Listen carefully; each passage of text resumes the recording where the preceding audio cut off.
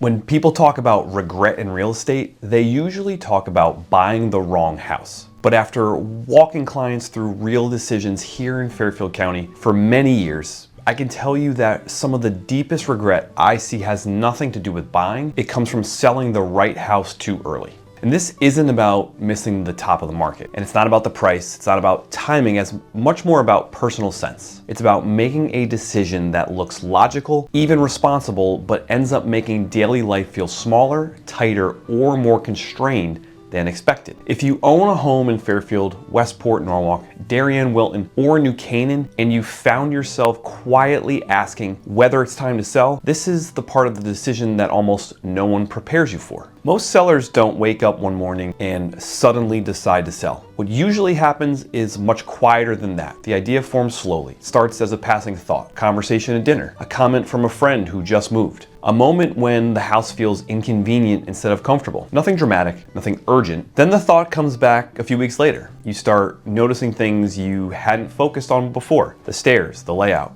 the way sound travels, the way mornings feel rushed, or in some cases, the opposite. Too quiet, too much space for the stage of life you're in now. At this point, most people tell themselves they're just exploring options. They might look at listings online, they might casually ask what their home is worth, they might talk to friends who've already made a move, and this is where decision drift starts happening. Because once you start gathering information, momentum quietly builds behind the scenes. The idea of selling becomes normalized, socially reinforced, starts to feel like the next responsible step. And often by the time sellers realize they're emotionally committed to the idea, they haven't actually made a fully conscious decision yet. They've just been carried forward by logic, validation, and forward motion. Especially after COVID, this drift accelerated.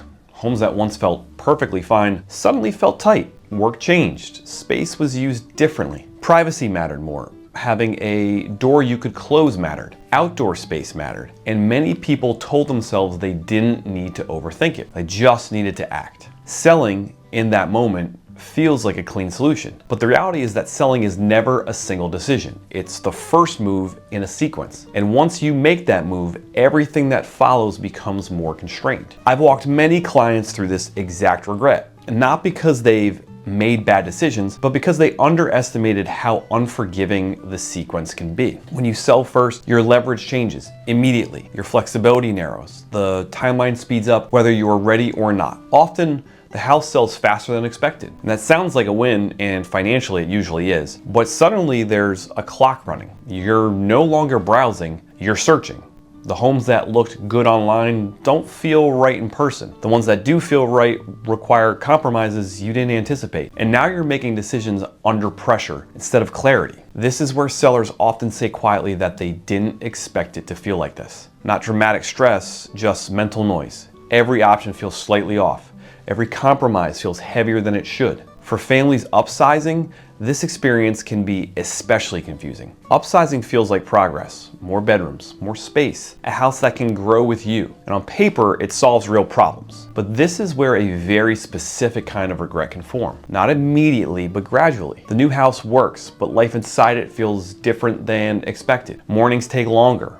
The commute quietly stretches. The energy required to manage the house is higher. Not overwhelming, just higher. And over time, that extra friction adds up. I've had clients say months later that they got exactly what they asked for, but not exactly what they needed. They solved the space problem, but introduced a time problem, or a flexibility problem, or a level of financial pressure that subtly changed how they thought about work, travel, or risk. People tell themselves they adjust, and they usually do, but adjusting is not the same as thriving. That gap where regret lives. Another reason this gap is so uncomfortable is that many of the people who experience it are very capable decision makers in other areas of their lives. They're used to evaluating trade-offs. They're used to making rational choices with imperfect information. And because of that, they trust their logic. The problem is that housing decisions don't behave the same way businesses or financial decisions do. You don't experience them in quarterly reviews.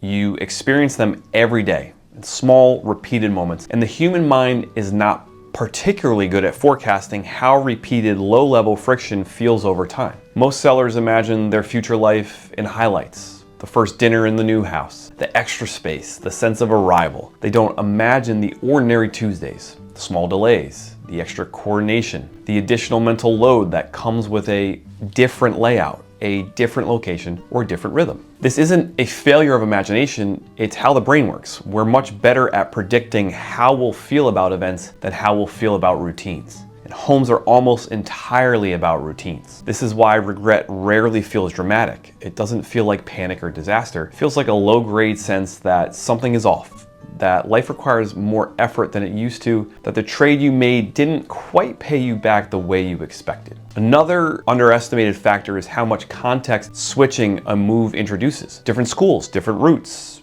different daily decisions. Even when everything is positive, there's a cognitive cost to change. And when sellers move during already busy or transitional periods of life, that cost compounds. What surprises people is not that change is hard, it's that the difficulty lasts longer than expected. The adjustment period doesn't end after a few months, it stretches. And when sellers told themselves this move would simplify things, that extended adjustment can feel like a contradiction. There's also a subtle social component. After selling, people are often met with congratulations, the assumption that it's moving forward is inherently positive. That reinforcement makes it harder to acknowledge mixed feelings, even privately. So when regret starts to surface, people minimize it. They tell themselves they're being ungrateful, that they just need more time. Time does help, but time doesn't always restore what was lost. This is why some sellers feel a quiet sense of loss without being able to name it. They didn't lose a house they disliked, they lost a version of life that worked better than they realized.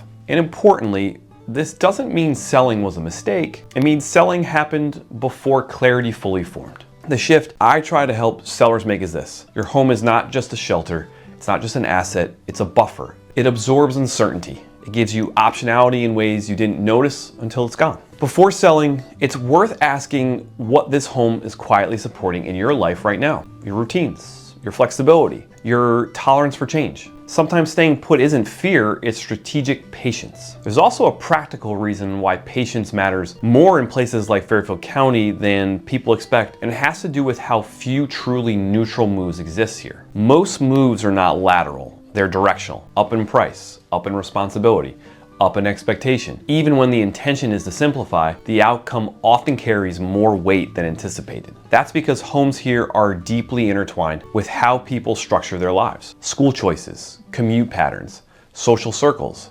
weekend rhythms. And when you change the house, you don't just change the container, you change the system around it. This is why regret often shows up as a systems issue rather than a single complaint. It's not that the house is wrong, it's that everything feels slightly harder. Another thing sellers underestimate is how much optionality is lost once a decision becomes public. The moment a home is listed, the posture shifts. You're no longer deciding privately, you're performing a decision. Others assume certainty. That visibility makes it harder to pause or reassess without feeling like you're failing or backtracking. I've seen sellers push forward not because they're sure, but because stopping feels uncomfortable. That's not a good reason to make a permanent decision. Confidence doesn't mean having no doubts. It means understanding your doubts well enough to move forward anyway. And when doubts are ignored instead of explored, they tend to resurface later as regret. This is why I often encourage sellers to imagine the transition as clearly as the destination,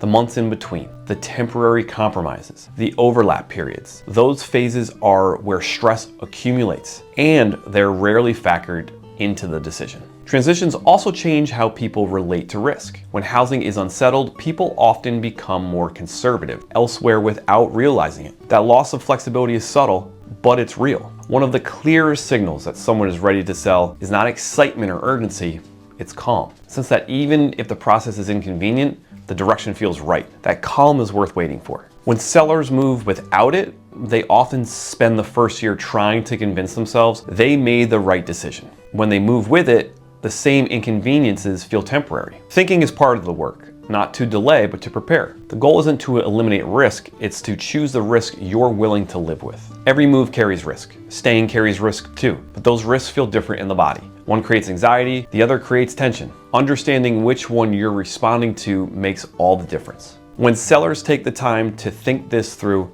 one of two things happens. They move forward with confidence, fully aware of what they're trading, or they realize waiting is the right move now. Without guilt, or second guessing. Both outcomes prevent regret. Selling too early isn't about missing the market. It's about exiting a life structure before you're truly ready to replace it. There's one more subtle point that's worth sitting with, especially for people who pride themselves on being thoughtful and self-directed. Many sellers believe that if they think long enough, they'll eventually arrive at a perfectly clear answer. That there's a moment where the decision will feel obvious and free of doubt. In reality, that moment almost never comes. What usually happens instead is quieter. You reach a point where the question changes. Instead of asking whether this is the right move, you start asking whether you're comfortable with the uncertainty that comes with this move. That's a much more honest question. Clarity in housing decisions is rarely about certainty. It's about coherence. Does the move make sense given who you are right now?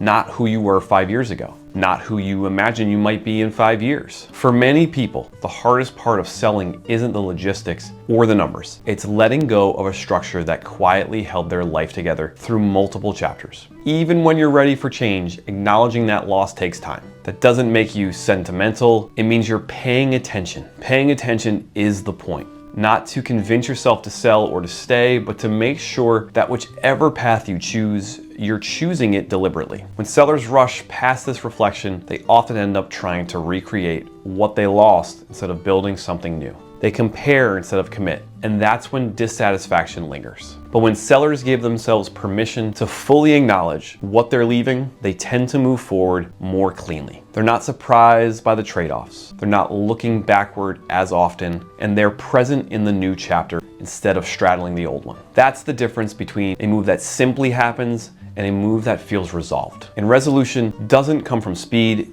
it comes from honesty. If this way of thinking resonates with you, I'd encourage you to subscribe to this channel. Everything here is designed to help you make better real estate decisions before they become irreversible ones. My name is Chris Giolito. I work with buyers and sellers throughout Fairfield County, and a big part of my job is helping people think clearly about moves like this before there's pressure involved. If you're working through a potential sale, an upsizing decision, or a relocation and want someone to help you reason it through, my contact information is below. No pressure, no pitch, just a thoughtful conversation. And if you've been thinking about selling, I genuinely would like to hear from you in the comments below. What part of the decision feels hardest for you right now? I look forward to seeing you in the next video.